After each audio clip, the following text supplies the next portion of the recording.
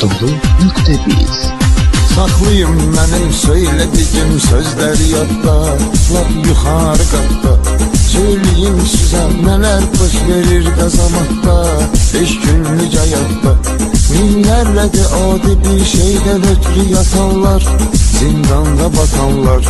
Vardı xəlvəti aləmi bir-birinə qatanlar, mənliğini satanlar. Qardeşi doğma qardeş ilə düşman edirlər, ancaq qan edirlər. Bir söz demək olmur, o saat üsyan edirlər, tez elan edirlər. İstər çalışır yaxçılar üçün quyu qazsın, yaxçı yolunu azsın. Əlbəttə pis istəməz yaxçı sözə qulaq assın, yaxçı neysə yazsın.